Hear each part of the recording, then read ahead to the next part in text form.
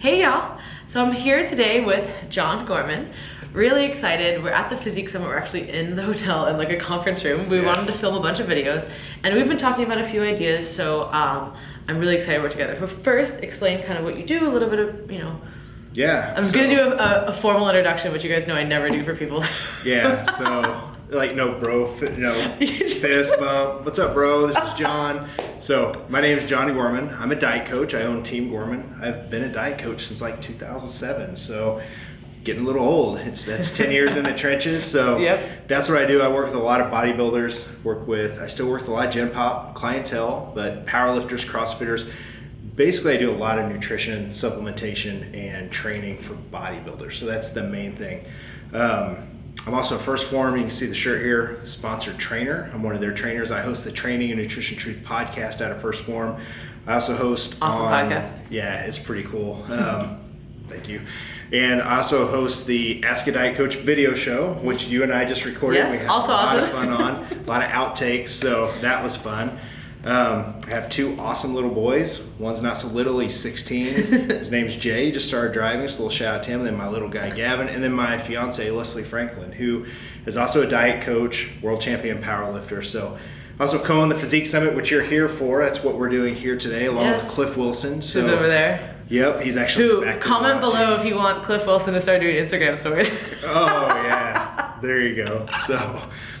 So we co-own the Physique Summit Conference, and then the last thing, I've written a couple books, The Flexible Fat Loss Solution and Metabolic Capacity and Reverse Dieting, which is probably to me the most important topic I think people can talk about in general right now is metabolic adaptation. So just a little bit about us. So ton of stuff. Obviously follow John at Instagram's at team_Gorman. I put a lot of stuff out on Facebook. My Facebook is the page I put out things called Knowledge Bombs of the Day. I really just put a lot of value out there. Yeah, you put out a lot of great content, which is why I'm excited to do these videos. So I had a few questions that I thought would be awesome to ask John. So normally this is me talking at my table, you guys know, at my house. So now we're at a different table with someone else. So this is probably a little bit more exciting, right? So first thing I want to talk about is peri-workout nutrition.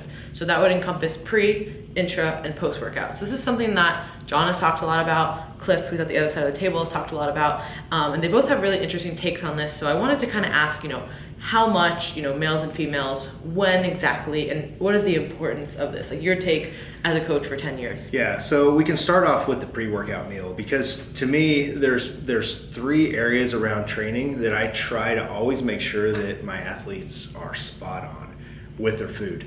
And pre-workout meals to me are extremely important. They always encompass a couple different things. One, if you're on a carb-based diet, is to make sure that you have carbs in your system, and sodium. Like that to me is big, because electrolytes are important. They help the muscle contract. You have a good workout, you get a better pump. So my pre-workout meal, I usually try and base it 2 to 3 hours before the gym. If it's a solid whole food meal, like maybe a chicken, I think white potato is probably the best carb source there is, I think, because it's high in potassium, vitamin C, and then you add some sea salt to it, and then boom, you've got electrolytes hitting your system, and you have that 2 to 3 hours, before you train, and that way it's not just sitting in your stomach like a rock, and that's there to help prime and get you ready for the workout. Obviously, hydration is important, plenty of water. So I know a lot of people train early in the morning. So that pre-workout meal might change to something like a whey protein shake, and maybe a lot of people don't like fruit. I'm real big on fruit if someone trains first thing in the morning, because it actually digests pretty quick. It's a nice steady stream of fuel during your workout. So something like a shake and a banana or strawberries. I mean, you get a lot of volume out of strawberries, but that's a great fuel source to help you train. So the main thing with people that train early is you have to make sure you get hydrated well. So I always tell people, wake up, start drinking on a shaker cup of water or whatever it is, and then drink some on the way to the gym. And that's my basis for a pre-workout meal. And I know that's kind of a quick answer. No, that was perfect. Super straightforward and really applicable for either people who train in the morning or a regular time. And then as far as intra workout, that to me has been a game changer. And this is so interesting, because this is something that I never really focused on, and something that I've always I want to eat my carbs, and something that you and Cliff on the whatever podcast or video it was, and you guys said that exact like phrase, and I was like, yep, that's exactly what I've said before, and I kind of just downplay the importance of it. Now, number one, I think we should say, obviously, calories and adherence is number one.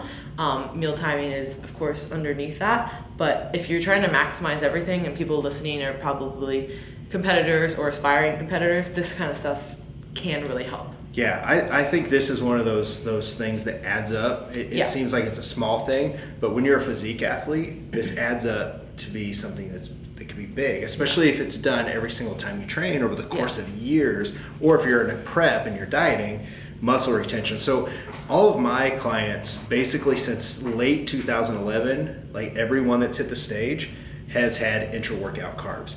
And I'm real big on dextrose because it pretty much bypasses digestion. So it's like extremely fast.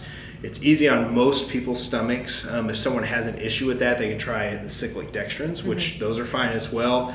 But dextrose, like that's the main ingredient in Gatorade. So a lot of people are like, oh, dextrose is hard on your stomach. I'm like, no, look at all these athletes that drink Gatorade to fuel their performance. So that's the first thing is a fast-acting carb like dextrose to help fuel the workout. And I like to combine that with BCAAs to help turn on protein synthesis while you're training. And the carbs are there, and they do a couple different things. They fuel the workout right then and there, along with the pre-workout meal that's hitting your system.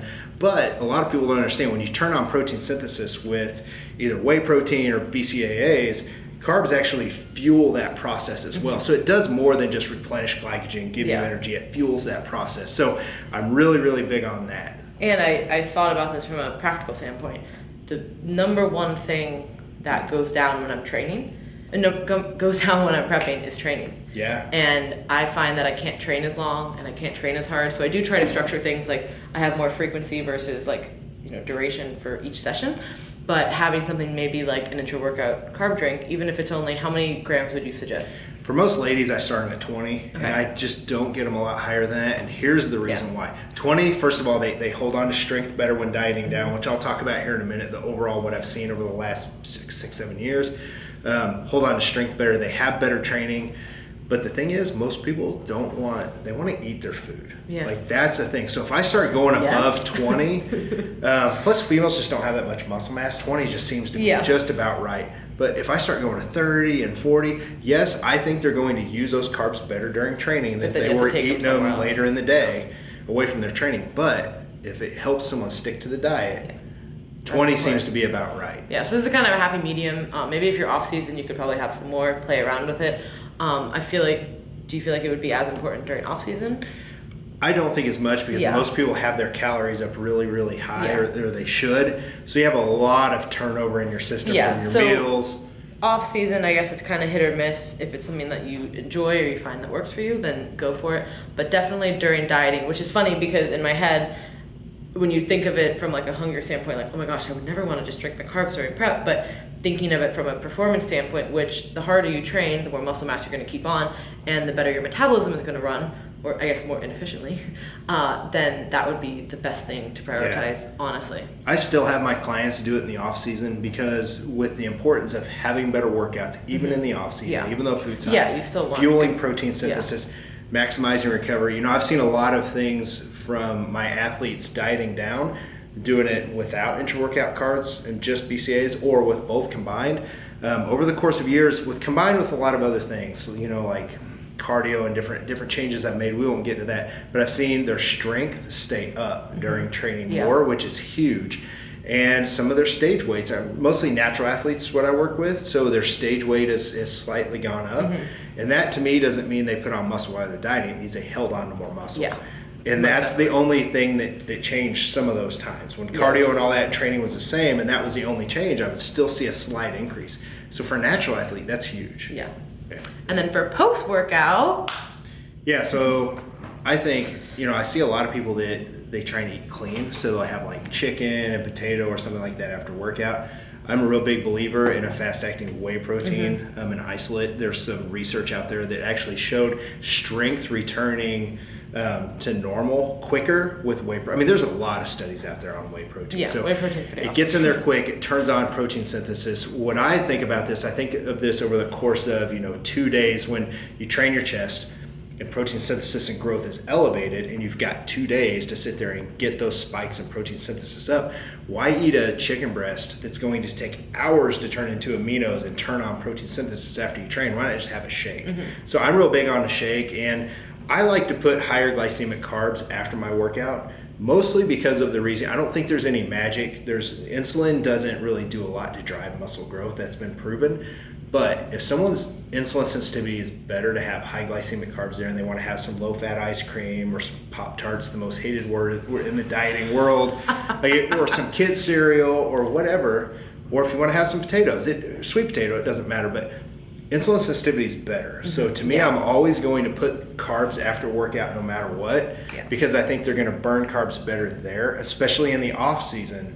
You're going to burn them better there than if you train at 7 in the morning and you have a bigger carb meal maybe at 7 or 8 at night. To me, this is bro logic here. Your insulin sensitivity is better after workout. You're going to burn them and store them where the muscles are needing them. So that, and then the other thing is the carbs fuel the process of protein synthesis. So you can add more protein to it, you can do all that. It doesn't necessarily fuel that actual process. Protein turns on protein synthesis, carbs fuel it. So there was actually a study where whey protein alone versus whey protein of carbs was observed, and whey protein showed protein synthesis and growth went up, and they started tail off after 90 minutes, an hour and a half. But if you added carbs to that, it started to go 3 to 4 hours out. So you think about that, muscle growth is extended because of carbs. I feel like that to me is a game changer. So that's why I always like to leave it there. So I think those are all really applicable. I try to make you guys know everything as applicable as possible. And this kind of broke it down really, really easy, pre, intra, and post. And if you're somebody like me who, I've of course put importance on this as far as like have higher carbs, lower fat around training, but now listening to people who have been doing this for a lot longer than me, I'm starting to think maybe I should put a little bit more importance, like priority on peri-workout in general, and for my clients too. So this is something that I'm going to be implementing more, experimenting with more, and I'm definitely excited to kind of see the results, because you never really know anything until you try it yourself, right? And it'll be interesting, as always, to see things in the off season versus prep too. And I think that your body is just obviously more sensitive during prep, so I think that things should be a little bit more on point during prep. Again, prefacing this with adherence is number one, hitting your total calories and macro goals are number one. If you mess up one day, it's not the end of the world. If you don't have the most optimal pre-workout meal one day, you're going to be okay. But over time, if you're trying to be a competitive athlete, this is something just to think about and add that to kind of your, what you are doing. Yeah, my Gen Pop females, I don't really have doing that because, most of them, they're not being that, detailed, nitty-gritty. It just really depends on where you're at, right? And what your goals are. And one thing I would say about this is I'm a really flexible coach, and I'm really big on adherence.